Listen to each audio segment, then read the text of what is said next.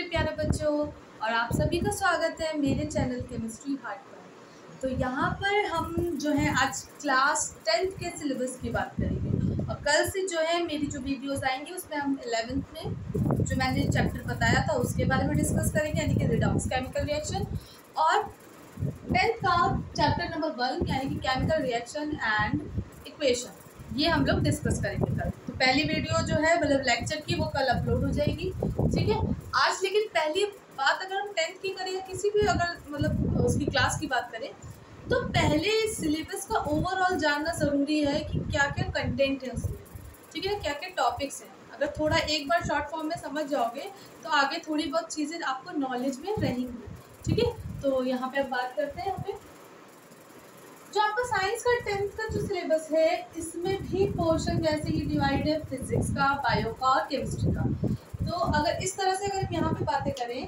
तो यहाँ पे जो पहला चैप्टर है, ये पहला चैप्टर है केमिकल रिएक्शन एंड इक्वेशन, यानी कि यहाँ पर आपको सिखाया जाएगा कि केमिकल रिएक्शंस क्या होती है।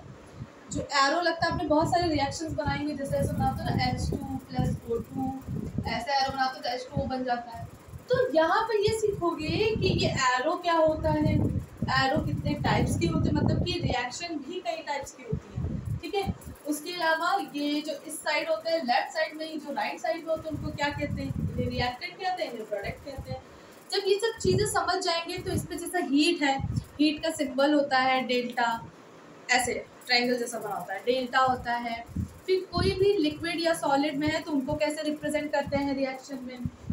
जितना जब हम इतना पढ़ लेंगे तब यहाँ पर हम आगे बात करेंगे कि कैसे किसी रिएक्शन में, केमिकल रिएक्शन में रिएक्शन को बैलेंस कैसे करते हैं। एक्चुअल में जो भी रिएक्शंस मिलती है वो हमें अनबैलेंस्ड ही मिलती है और हमें उसे क्या करना होता है, बैलेंस करना होता है। जैसे यहाँ अगर देख रहे हो तो ये 2 हाइड्रोजन है, ये 2 ऑक्सीजन है, इस साइड को रिएक्टेंट साइड बोलते हैं, इसको प्रोडक्ट साइड बोलते हैं राइट साइड में, ठीक है। अब इधर देखें तो 2 हाइड्रोजन बच्चे इधर है, 2 ऑक्सीजन इधर है। अगर इधर देखते हैं तो ठीक है, 2 हाइड्रोजन इधर है, बैलेंस है, ठीक है।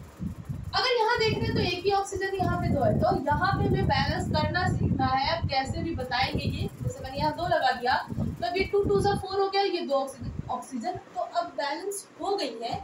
लेकिन अगर आप ध्यान से देखें तो आपके हाइड्रोजन 2 ही रहे और इधर 4 हो गए, तो यहाँ पे 2 से मल्टीप्लाई करें। कुल मिला के ये सब चीज़ें समझाई जाएंगी, ठीक है आपको। फिर जब ये इतना पढ़ लेंगे तो टाइप्स ऑफ रिएक्शंस कितनी होती है, कॉम्बिनेशन रिएक्शन, डिस्प्लेसमेंट रिएक्शन, बहुत सारी रिएक्शन होती है, उनको हम यहाँ पे पढ़ेंगे, ठीक है। तो इन सब चीज़ों से क्या होगा, आपकी केमिस्ट्री का जो बेस है, एक तरह से कहें कि पहला चैप्टर बहुत ध्यान से पढ़ना होता है, क्योंकि अगर आप इसको ध्यान से नहीं पढ़ोगे तो बाकी चैप्टर में आपको बहुत ज़्यादा दिक्कत होगी, ठीक है। सेकेंड चैप्टर की अगर बात करें तो एसिड्स क्या होते हैं, बेस क्या होते हैं, फिर उसके बाद हम सॉल्ट पढ़ेंगे क्या होते हैं, स्ट्रॉन्ग एसिड्स क्या होते हैं, वीक एसिड्स क्या होते हैं, ये सब पढ़ेंगे, ठीक है। कि क्या कारण है कि भाई उन्हें वीक कहा जाता है, क्या कारण है कि उन्हें स्ट्रॉन्ग कहा जाता है। जैसे स्ट्रॉन्ग की अगर हम बात करें बेस की तो NaOH होता है, वीक बेस की बात करें तो कोई भी वीक बेस उठा लो, ठीक है, जैसे अमोनियम हाइड्रोक्साइड NH4OH, इस तरह से। तो ये सब जो है मतलब कि क्या है, क्या फिनोमिना है, इसके बारे में डिस्कस करेंगे। लेकिन ये टॉपिक सिर्फ एसिड, बेस और सॉल्ट से नहीं खत्म होता। इसी में जैसे हम लोग बेस की अगर बात करें तो कास्टिक सोडा होता है NaOH, यहाँ पे नाम है, जैसे कई चीज़ों के नाम है। आपने बेकिंग सोडा सुना होगा, है ना, आपने वॉशिंग सोडा सुना होगा। तो यहाँ पे उनकी स्टडी करनी है हमें, मतलब कि वो बनते कैसे हैं, वो किस तरह से बनते हैं, उनकी लैब मेथड क्या होता है। फिर जैसे ही वो जान लेंगे तो उनकी फिजिकल प्रॉपर्टी पढ़ेंगे, फिर केमिकल प्रॉपर्टी पढ़ेंगे और उसके बाद हम उसके आखिरी में यूजेस पढ़ेंगे। जिप्सम यानी कि प्लास्टर ऑफ पेरिस आप जानते हो, तो प्लास्टर ऑफ पेरिस कैसे बनता है, ये सब बातों के बारे में हम डिस्कस करेंगे। POP सुना होगा ना, तो वो सब। तो ये चैप्टर, इस चैप्टर में अगर हम देखें तो लास्ट की जो 3-4 जो पॉइंट बता रहे हैं, कास्टिक सोडा है, बेकिंग सोडा है, वॉशिंग सोडा, ये सब बहुत इंपॉर्टेंट है, ठीक है, नंबर गेन करने के लिए, ठीक है। एक चीज़ मैंने जिसमें स्टार लगाए हैं, इसका मतलब वो चैप्टर बहुत ज़्यादा इंपॉर्टेंट है आपको नंबर गेन करने के लिए, मतलब वो चैप्टर आपको छोड़ना नहीं है, आपको पढ़ना ही पड़ना, ठीक है। ये चैप्टर पढ़ना है, ये भी चैप्टर पढ़ना है। उसके बाद हम बात करते हैं थर्ड चैप्टर की। तो थर्ड चैप्टर पढ़ना तो आपको सब, लेकिन कहते हैं ना कि ये चैप्टर बहुत स्ट्रॉन्ग होने चाहिए, ठीक है। तो अगर थर्ड चैप्टर की बात करें तो थर्ड चैप्टर में याद करिए, मतलब पिछले साल क्या हुआ था कि आपको पता होगा कि 30% सिलेबस रिड्यूस हो गया था, बट इस बार ऐसा कुछ भी नहीं है, ठीक है। तो यहाँ पे क्या है कि मेटल नॉन मेटल का बाद का पोर्शन थोड़ा काट दिया गया था मेटलर्जी से। तो यहाँ पे आप मेटलर्जी मतलब कि क्या धातु होती हैं, क्या अयस्क होते हैं, इन सब चीज़ों के बारे में बात करेंगे। मेटल क्या होती है, नॉन मेटल क्या होती है। अच्छा हाँ, मैंने हिंदी में, सॉरी बेटा, हिंदी में बताना भूल गए, इसको कहते हैं रासायनिक अभिक्रिया तथा उनके समीकरण। तो रासायनिक अभिक्रिया क्या होती है, हिंदी इंग्लिश दोनों में बताएंगे। जिनको कंफ्यूजन हो रही है कोई दिक्कत नहीं, अपनी बुक खोलो, पूरा कंटेंट देखो कौन कौन से, बस वही उसी पैटर्न में लिखे। फिर एसिड को बोलते हैं अम्ल, क्षार और लवण, ठीक है। अम्ल, क्षार और लवण, धातु अधातु, ठीक है। अब chapter 4 it is very important. ये कहते हैं ना कि आपको नंबर कहते हैं पास कराने के लिए चैप्टर बहुत इंपॉर्टेंट है। तो केमिस्ट्री का पोर्शन में अगर आपको ये नहीं तैयार है तो फिर बहुत मुश्किल है, ठीक है। तो ये तैयार चैप्टर होना बहुत जरूरी है। ये चैप्टर टफ है थोड़ा, लेकिन टफ उनके लिए है जो ध्यान से पढ़ेंगे। जो पढ़ लेंगे, मैं पढ़ाऊंगी, कोई दिक्कत नहीं है, बच्चे पढ़ाएंगे, बहुत आराम से पढ़ाया जाएगा। ये चैप्टर आ जाएगा, इसकी गारंटी है, ठीक है। तो कार्बन एंड इट्स कंपाउंड, यानी कि अगर हिंदी में बोले तो कार्बन तथा उनके यौगिक, ऐसा चैप्टर है। कार्बन की अगर बात करें तो यहाँ पे क्या होता है, आप पढ़ोगे हाइड्रोकार्बन, लेकिन उससे पहले आप पढ़ोगे कि कार्बन होता क्या है, कार्बन के कितने अपरूप होते हैं, यानी कि एलोट्रॉप्स कितने होते हैं। जब कार्बन के बारे में हम थोड़ा सा पढ़ लेंगे तो यहाँ पर हम पढ़ेंगे हाइड्रोकार्बन के बारे में। हाइड्रोकार्बन का मतलब है जब कार्बन और हाइड्रोजन की एक लॉन्ग चेन मिलने लगती है तो उसे हम हाइड्रोकार्बन कहते हैं, ठीक है। तो ये सब चीज़ें यहाँ पर थोड़ा सा हम लोग पढ़ेंगे, बहुत ही इंपॉर्टेंट है। डबल बॉन्ड क्या होता है, ट्रिपल बॉन्ड क्या होता है, सिंगल बॉन्ड क्या होता है, ये सब चीज़ें पढ़ेंगे।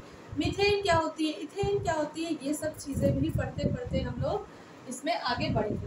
और जैसे ये पढ़ लेंगे तो हम काबिल हो जाएंगे यहाँ पे पढ़ने के लिए कि ऑयल और फैट में डिफरेंस क्या है, क्या हमारे लिए खाने लायक होता है और क्या खाने लायक नहीं होता है। इनको पढ़ने के बाद, क्योंकि ये स्टडी इसी में आएगी, इसके बाद लास्ट में हम लोग जब ये चैप्टर, ये केमिस्ट्री का पोर्शन खत्म होने वाला होगा तो हम लोग लास्ट में पढ़ेंगे डिटर्जेंट और सोप प्रिपरेशन। इस सोप जो होता है, साबुन जो होता है, वो कैसे बनता है, और साबुन का जो एक्शन होता है, यानी कि एक्शन ऑफ सोप, उसी को बोलते हैं मिसल। तो ये पूछा जाता है मिसल क्या है, तो यहाँ पे आपको बताया जाएगा, ठीक है। ये आपको केमिस्ट्री का इतना पोर्शन है। अब मैं बात करती हूँ अगर, तो ये आपकी मैंने डिस्कस कर दी यूनिट फर्स्ट। कौन सी यूनिट है, यूनिट 1, ठीक है। उसके बाद अब हम बात करते हैं यूनिट 2। इसमें अगर हम बात करें तो ये चैप्टर इंपॉर्टेंट है, इसलिए है क्योंकि इस चैप्टर में बहुत सारी, काफ़ी सेक्शन में बदला, मतलब एक सेक्शन चैप्टर 5 का ABCD, ये 4 पोर्शन में डिवाइड है। लेंथी है चैप्टर लेकिन इम्पोर्टेंट है। और अगर बायो में अगर देखें आप, हमारा बायो स्टार्ट हो गया, तो बायो में अगर बहुत दिमाग से, बहुत ध्यान से अगर पढ़ेंगे तो मेरे हिसाब से तो इसको ध्यान से अगर जिसने पढ़ लिया तो उसको रटने की भी ज़रूरत नहीं है। और रटने आप तो मेरे हिसाब से होना भी नहीं चाहिए, मतलब आपने अगर एक बार बहुत अच्छे से पढ़ लिया तो एक बार पेपर के पहले अगर देखते रहोगे, आपकी नॉलेज में रहेगा, तो नंबर वैसे भी बायो में अच्छे ही आते हैं, ठीक है, बायो वाले क्वेश्चन। फिर अब बात करते हैं लाइफ प्रोसेसेस। लाइफ प्रोसेस में न्यूट्रिशन, मतलब पोषण क्या होता है, रेस्पिरेशन क्या होता है, श्वसन की क्रिया, ट्रांसपोर्टेशन मतलब कि किसी चीज़ का इधर से उधर जाना, परिवहन होता है, ठीक है। फिर रेस्पिरेशन यानी कि किसी चीज़ का बाहर निकलना, कि क्या प्रोसेस होता है। तो ऐसा नहीं है कि यहाँ पे सिर्फ हम ह्यूमन्स के बारे में बात करेंगे या एनिमल्स के बारे में बात करेंगे। यहाँ पर हम पहले तो स्टडी करेंगे प्लांट्स की, कि प्लांट्स में कैसा होता है, रेस्पिरेशन क्या होता है, ट्रांसपोर्टेशन जाइलम फ्लोएम, ये सब क्या होता है, वाटर को कौन ले जाता है, फूड को कौन ले जाता है, सप्लाई करता है। जैसे हम प्लांट्स का पढ़ लेंगे फिर हम सीधे आते हैं ह्यूमन एनिमल्स, ठीक है, कि उनमें क्या होता है, ठीक है। उसके बाद ये सब चीज़ें पढ़ लेंगे। इसमें हार्ट के बारे में पढ़ोगे आप लोग, लंग्स के सिस्टम के बारे में पढ़ोगे, तो ये काफ़ी चीज़ें हैं इसमें, ध्यान से अगर देख लेंगे तो पढ़ लिया जाएगा। उसके बाद चैप्टर नंबर 6 जो है ये control coordination in animals and plants. ये चैप्टर की ये खासियत है कि ये पिछले साल नहीं था, ये चैप्टर हटा दिया गया था, ठीक है। लेकिन अब इस बार आपको पढ़ना है, बहुत सिंपल चैप्टर है। जैसे यहाँ पर कंट्रोल और कोऑर्डिनेशन की बात करें तो पहले अगर प्लांट, पहले हमने बोला ना कि प्लांट की स्टडी करेंगे, फिर बाद में जो लिविंग ऑर्गेनिज्म अलग टाइप के हैं उनके बारे में स्टडी करेंगे। तो यहाँ पे प्लांट्स की अगर बात करें तो उनको कंट्रोलिंग कौन करता है? जैसे अब एक सुना होगा प्लांट टच मी नॉट, छुई मुई का पौधा है ना। कंट्रोल कोऑर्डिनेशन का मतलब किसी चीज़ को कंट्रोल कैसे किया जाता है। तो यहाँ पर छुई मुई का अगर पौधा देखा होगा तो उनके अंदर एक सेंस होता है। किस चीज़ का सेंस होता है? उनको छूते हैं तो क्या होता है, ये सब चीज़ें हम उसमें पढ़ेंगे। अगर हम अपने ब्रेन अपनी आप की बात करें तो बहुत बच्चों आपने सुना होगा कि कभी या आपके साथ सभी के साथ होता है कि जैसे अगर हमने कोई गर्म चीज़ छुई तो क्या होता है, हम तुरंत हटा लेते हैं। तो वो होता क्यों? एक्चुअल में हमारी बॉडी में पूरी बॉडी में फैला होता है नर्वस सिस्टम हमारा, ठीक है ना, न्यूरॉन। तो ये जो होता है ये हमारी ब्रेन को क्या करता है, कैप्चर किए रहता है। और ये जो है कोई भी भाई क्या है, सेंस होते हैं, तो जो स्किन है वो भी एक सेंस ऑर्गन की तरह काम करता है। तो जैसे ही हमें कोई चीज़ गर्म लगी तो वो क्या करता है, हमारा ब्रेन जो है, मतलब कि जो नर्वस सिस्टम है, जो न्यूरॉन है, वो तुरंत हमारी बॉडी को जाके इन्फॉर्मेशन दे देता है, ब्रेन को तुरंत इन्फॉर्मेशन दे देता है कि ये गर्म चीज़ है, हाथ हटा लो। और ये कितनी रैपिड होता है, इतनी मिली सेकेंड में रैपिड, इतनी जल्दी प्रोसेस होता है कि हम तुरंत ही हटा लेते हैं। इसका मतलब यहीं पे हम पढ़ेंगे कंट्रोल और कोऑर्डिनेशन के बारे में। फिर chapter number 7, it is very important because how do organism reproduce. यहाँ पे हम लोग रिप्रोडक्शन के बारे में बात करेंगे। और रिप्रोडक्शन में भी पहले हम लोग देखेंगे कि जो बैक्टीरिया होते हैं उनमें कैसे रिप्रोडक्शन होता है। तो काफ़ी चीज़ें हैं, फिर धीरे धीरे हम ह्यूमन के बारे में पढ़ेंगे कि उनमें रिप्रोडक्शन कैसा होता है। इसको पढ़ने के बाद यहाँ पे हम लोग HIV एड्स जो कॉजेज़ होती हैं, बहुत सारी बीमारियाँ होती हैं, उन सब के बारे में पढ़ेंगे। उसके बाद बात करते हैं चैप्टर 8। अब ये जो यहाँ से लेकर मैंने यहाँ तक की बात की है, ये हमारी यूनिट 2 में आती है, हेरिडिटी तक, ठीक है, यूनिट 2 में आती है। हेरिडिटी की बात करें तो हेरिडिटी को हिंदी में बोलते हैं अनुवांशिकता। यानी कि जैसे हमारे माता पिता में जो लक्षण हैं वो बच्चे में आते हैं, फिर वो आगे वाली जनरेशन में जाते हैं। कुल मिला के क्या होता है, ये हेरिडिटी है। यानी कि आपका वंश जैसा है, आगे वाली पीढ़ी में भी कुछ ना कुछ लक्षण ज़रूर आते हैं। तो यहाँ पे वही सब पढ़ेंगे, XY, ये सब काफ़ी चीज़ें यहाँ पे पढ़ेंगे, मेल एंड फीमेल, ये सब चीज़ें पढ़ेंगे कि मेल चाइल्ड कैसे होता है, फीमेल चाइल्ड कैसे होता है, ये सब चीज़ें पूरा प्रोसेस यहाँ पर पढ़ा जाएगा, ठीक है। उसके बाद इसमें एवोल्यूशन भी है, जिसमें कि हम लोग पढ़ेंगे डार्विन बात क्या होता है, लेमार्क बात क्या होता है, उन सब पे यहाँ पे डिस्कस करेंगे, ठीक है। फॉसिल फ्यूल्स क्या होते हैं, ये सब जीवाश्म बोलते हैं, ठीक है। ये हमारी यूनिट 2 की बात। अब हम बात करते हैं chapter number 9, light reflection and refraction. अब ये होता क्या है, प्रकाश में क्या कहते हैं इसको, रिफ्लेक्शन को परावर्तन तथा अपवर्तन। यानी कि ये घटना तो, ये फिनोमिना तो आपने बचपन से ही, मतलब जब आप 8th में आ गए हो गए, 6th-7th में, तभी आप समझते हो कि क्या होता है रिफ्लेक्शन और रिफ्रैक्शन। तो यहाँ पे प्रकाश के बारे में पढ़ेंगे, इसमें हम लोग लेंस के बारे में पढ़ेंगे, उससे पहले हम लोग मिरर के बारे में पढ़ेंगे, यानी कि दर्पण के बारे में पढ़ेंगे, लेंस के बारे में पढ़ेंगे। फिर जब ये सब पढ़ लेंगे तो हम लोग यहाँ पे पढ़ेंगे प्रिज्म के बारे में, ठीक है। फिर अगर इनमें बात करें, और दूसरा चैप्टर नंबर जो 10 है, the human I and the colourful world, तो यहाँ पर भी क्या है कि कुछ चीज़ें हटी थी, वो भी ऐड हो गई हैं। Human I is very important, इसमें पूरा आपको स्ट्रक्चर पढ़ना है कि क्या क्या होता है, कॉर्निया क्या है, आइरिस क्या है, पिपल क्या है, ये सब, ठीक है। उसके बाद यानी कि मानव नेत्र की बात कर रहे हैं। और इसके बाद हम लोग पढ़ेंगे कि जैसे रेनबो का फॉर्मेशन क्यों होता है, आकाश नीला क्यों होता है। अगर हम बात करें आई की बात कर रहे हैं, तो जिनको दूर की चीज़ें नहीं दिखती हैं, दूर दृष्टि दोष, निकट दृष्टि दोष, यानी कि मायोपिया, हेट्रोमायोपिया, ये क्या होती है, बीमारी होती है, इनको कैसे दूर करते हैं, कौन सा लेंस लगाया जाता है, ये टॉपिक बहुत इंपॉर्टेंट है इन सब में। तो इसीलिए मैंने ये लिखा है इन सम टॉपिक्स, यानी कि लाइट चैप्टर और ह्यूमन आई में कुछ टॉपिक बहुत ज़्यादा इंपॉर्टेंट है, जिनसे क्वेश्चन बनने की बने, तो उन्हें हमें लेके चलना होगा ध्यान से, ठीक है। चैप्टर नंबर 11 की बात कर रहे हैं तो इलेक्ट्रिसिटी भी इम्पॉर्टेंट है। यहाँ पे हम पढ़ेंगे कि वोल्टेज क्या होता है, इलेक्ट्रिसिटी में करंट क्या होती है, चार्ज क्या होता है।